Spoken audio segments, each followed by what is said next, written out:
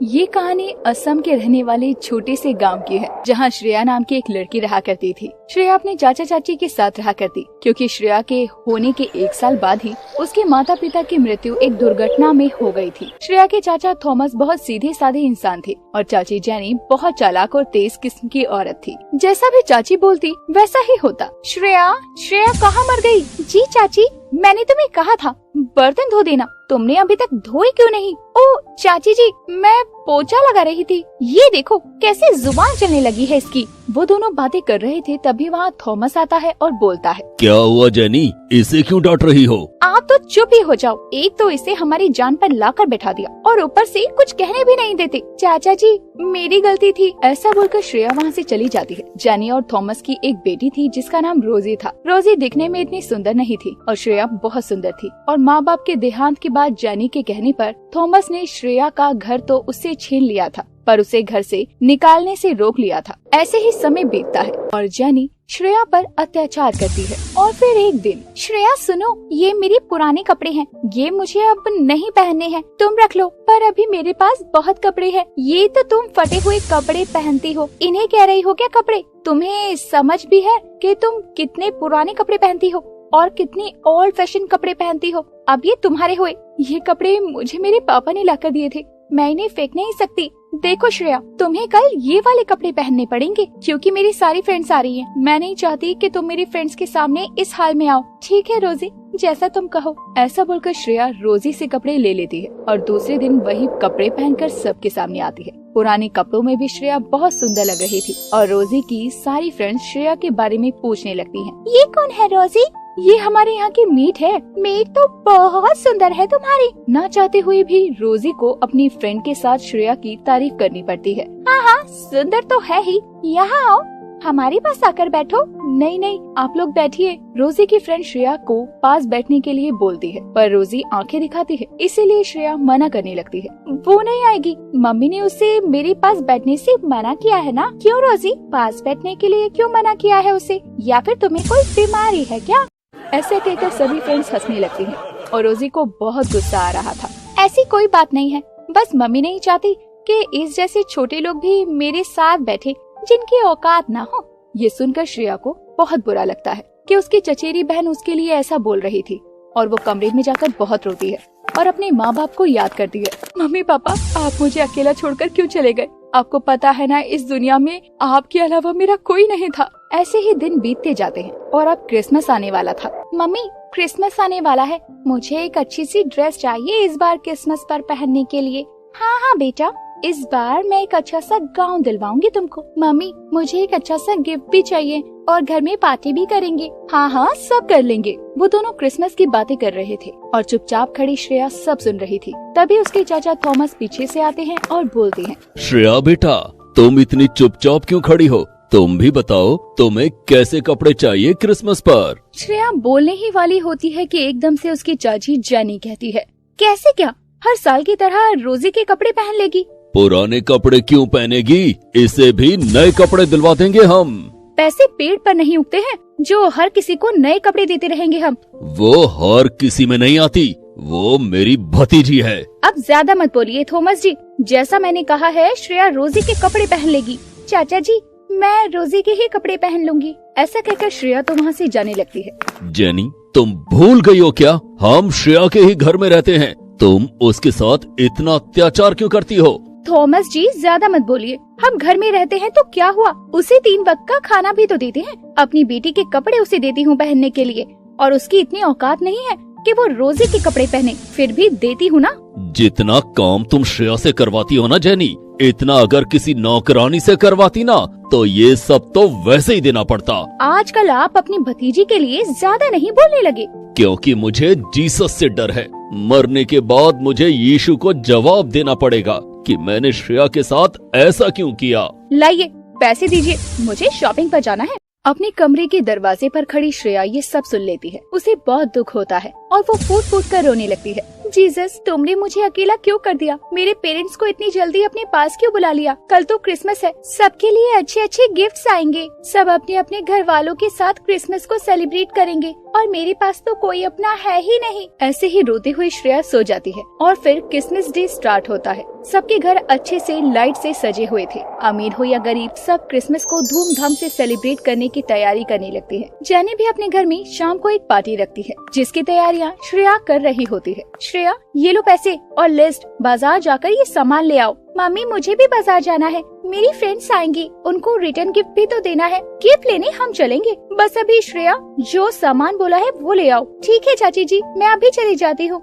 ऐसा कहकर श्रेया तो बाजार चली जाती है और जाते जाते वो सोचती है, मेरा तो कोई भी अपना नहीं है, सैंटा ही मुझे कोई गिफ्ट दे जाए तो कितना अच्छा हो। श्रेया ये सोचते हुए जा रही थी और एकदम से वो एक बाबा से टकराती है। माफ कीजिए बाबा, मेरा ध्यान नहीं था। कोई बात नहीं बेटा, मैं भी नहीं देख पाया तुम्हें। बाबा, आपको कहाँ जाना है मुझे बताइए, मैं ले चलती हूँ। वो तो बेटा मैं खुद चला जाऊंगा। ऐसा कहकर वो बाबा तो वहाँ से चले जाते हैं और श्रेया भी आगे जाती है। चलते चलते श्रेया को महसूस होता है कि उसके बैग में कुछ रखा है। वो देखती है तो बैग में एक गिफ्ट था, जिसे देखकर वो आश्चर्यचकित रह जाती है। ये गिफ्ट मेरे बैग में कैसे आया? मैं तो खाली बैग लेकर आई थी। खड़ी होकर वो ये सोचने लगती है। तभी उसे ध्यान आता है कि बाबा से टकराने से पहले उसके बैग में कुछ नहीं था। इसका मतलब वो बाबा ही उसे गिफ्ट देकर गए हैं। वो बाबा सेंटा थे। Thank you Santa, thank you so much. ऐसा बोलकर फिर वो घर जाती है। घर जाकर वो उस गिफ्ट को अपनी कमरे में ले जाती है और उसके बाद वो उसे खोलती है तो उसमें एक जादुई गाउन था। मैं तो तुम्हारे लिए ही बना हूँ। जब जब तुम मुझे पहनोगी और भी ज्यादा सुंदर लगोगी और तुम मुझसे जो मांगोगी तुम्हारी सारी इच्छा पूरी करूँगा। Thank you so much Santa, आपने मुझे इतना अच्छा गिफ्ट दिया है। ये गाउन तो बहुत अच्छा है और जादुई भी। ये देखकर श्रेया बहुत खुश होती है और उस गाउन से अच्छा अच्छा खाना मांगती है और अपनी चाचा चाची के लिए गिफ्ट्स भी मांगती है। फिर शाम हो जाती है। श्रेया उस गाउन को पहनकर पार्टी में जाती है तो सब उसे देखते रह जाते हैं। मम्मी, इसके पास इतना अच्छा गाउन कहाँ से आया? जरूर ये चोरी करके लाई है। लगता तो ऐसा ही है। किसने चोरी की है? ये गाउन कहीं से चुरा कर लाई है। मैरी क्रिसमस चाची, merry christmas. Merry christmas Shreya बेटा। मैरी क्रिसमस चाचा जी। श्रेया सबको मैरी क्रिसमस करते हुए गिफ्ट देने लगती है। तभी रोजी बोलती है, क्या बात है श्रेया, इतना अच्छा गाउन और हमारे लिए गिफ्ट्स कहाँ से लाई हो? कहाँ चोरी की तुमने? ये सुनकर श्रेया मायूस हो जाती है और वो सारी बात सबको बताती है। ये सुनकर जेनी को बुरा लगता है और जेनी और रोजी श्रेया से माफी मांगते हैं और सब खुशी खुशी क्रिसमस मनाते हैं।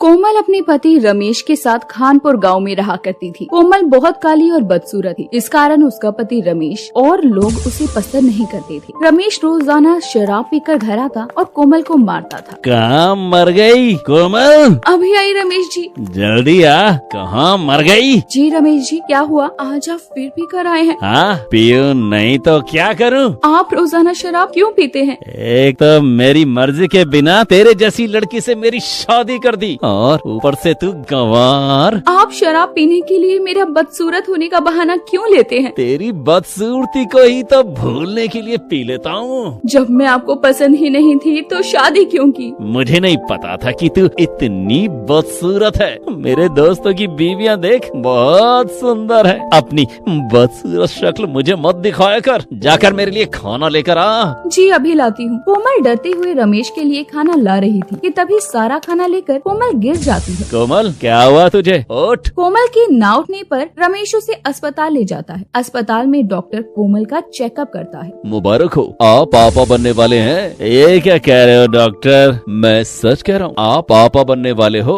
रमेश हैरान रह जाता है और सोचने लगता है, कोमल इतनी बदसूरत है तो जो बच्चा इसके पेट में है वो भी बदसूरत ही होगा। रमेश सोच ही रहा था कि तभी डॉक्टर उससे कहते हैं, क्या सोच रहे हो रमेश जी? कुछ नहीं डॉक्टर साहब, आपको मैंने इतनी बड़ी खुशखबरी दी, आप खुश नहीं लग रहे हो। नहीं, ऐसी कोई बात नहीं है, मैं बहुत खुश हूँ। रमेश जी, मुझे आपको कुछ और भी बताना है।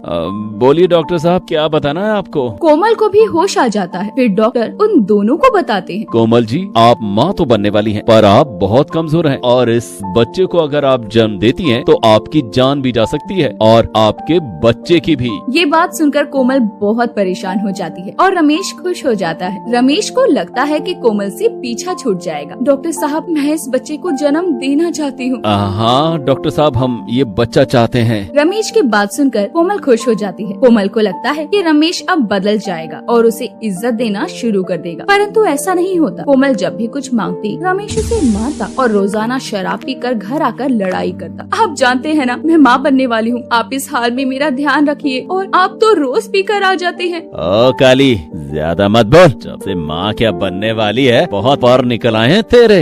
इतना बोलते ही रमेश कोमल को मारना शुरू कर देता है और कोमल बुरी तरह से घायल हो जाती है। हे भगवान, ये तू मेरे साथ क्यों कर रहा है? मैंने कौन सी गलती की है जिसकी सजा मुझे ऐसी मिल रही है? भगवान, तू तो जानता है ना, मैं माँ बनने वाली हूँ और मेरे काले रंग के कारण मेरा पति मुझे पसंद नहीं करता। भगवान, तू मेरे बच्चे को मेरा जैसा ना बनाना। तभी आसमान से एक आवाज आती है। बेटी कोमल, ये तेरा इम्तिहान था जिसमें तू पास हो गई है और तेरा रंग काला जरूर है, पर तू दिल की बहुत धनी है। तू चिंता मत कर, तेरा बच्चा सबसे अनोखा होगा। जब तेरा बच्चा 18 साल का होगा तो उसके मामूली बाल सोने के बाल में बदल जाएंगे। ये आशीर्वाद है तुझे। ऐसा बोलते ही वो आवाज आनी बंद हो जाती है। कोमल को लगता है जैसे उसने कोई सपना देखा। फिर कोमल एक प्यारी सी बच्ची को जन्म देती है, जो कि दिखने में बहुत मासूम और प्यारी थी, परंतु वो होती ही कोमल जैसी है। उसका दिल तो साफ था,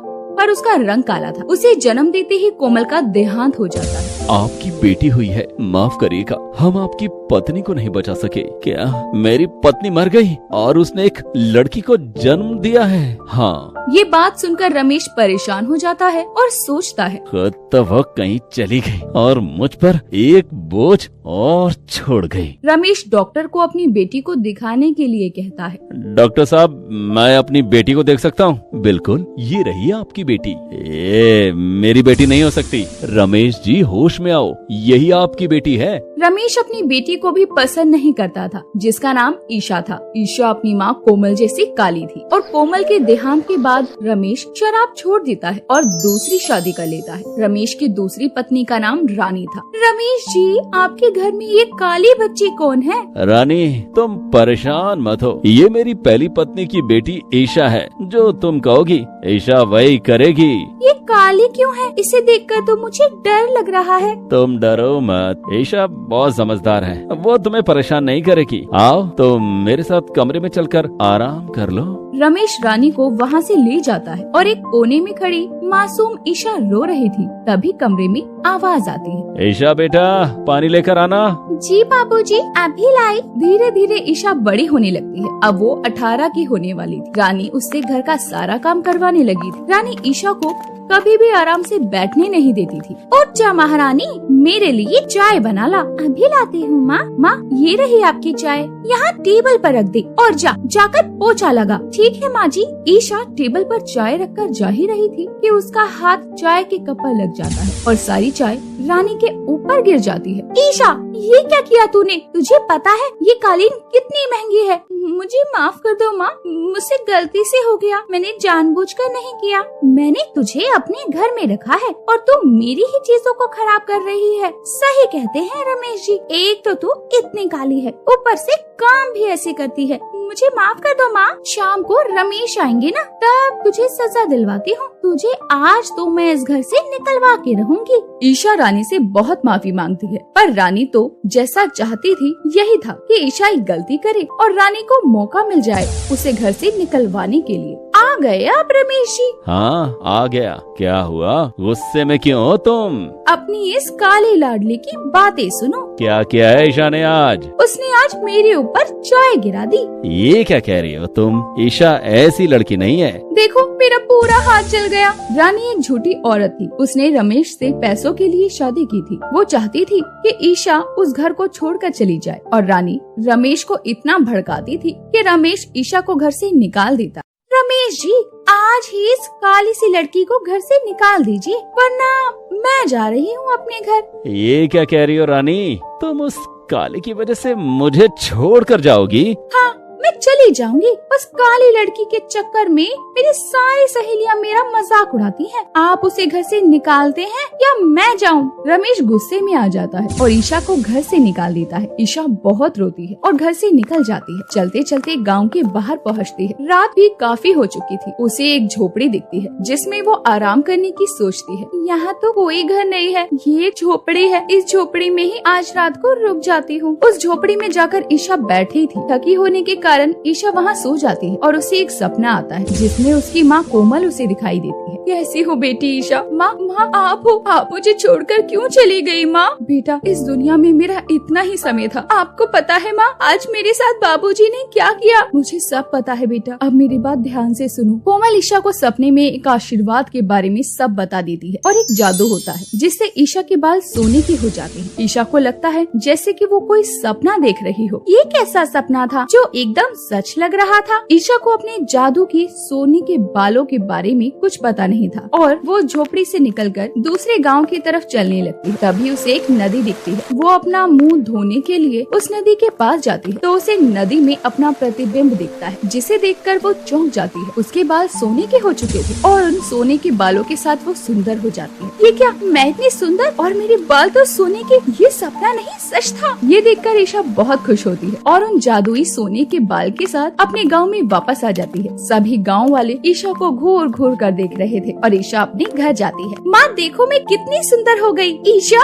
तुम्हारे बाल तो सोने के हैं, ये सब कैसे हुआ? ईशा रानी को अपने जादुई सोने के बालों के बारे में बताती है। ईशा के सोने के बाल देखकर अब रानी ईशा को अपनी बेटी मानने का दिखावा करने लगती है और उससे उसके जादुई बालों से बार बार अपने खर्चे के लिए पैसे मांगती। ईशा बेटा, कल हम शॉपिंग पर चलेंगे। ये तो बहुत अच्छी बात है माँ, मुझे तो कोई भी अपने साथ लेकर नहीं जाता। मैं लेकर चलूंगी ना बेटा, तुम परेशान मत हो। शाम को जब रमेश घर आता है तो वो ईशा के सोने के बाल देखकर हैरान रह जाता है। ईशा, तुम्हारे तो सोने के बाल हैं। हाँ बाबूजी, ये सब माँ का आशीर्वाद है। मुझे माफ कर दो ईशा, मैंने तुम्हारे साथ बहुत गलत किया। नहीं बाबूजी, आपको माफी मांगने की कोई जरूरत नहीं है। अब ईशा अपने सोने के बालों से अपनी सौतेली माँ और अपने पापा के साथ गांव वालों की मदद करने लगती है जिससे कि सब उसे पसंद करने लगते हैं और प्यार करने लगते हैं। ईशा को प्यार चाहिए होता है। उन जादुई सोने के बालों की वजह से उसे वो मिल भी जाता है।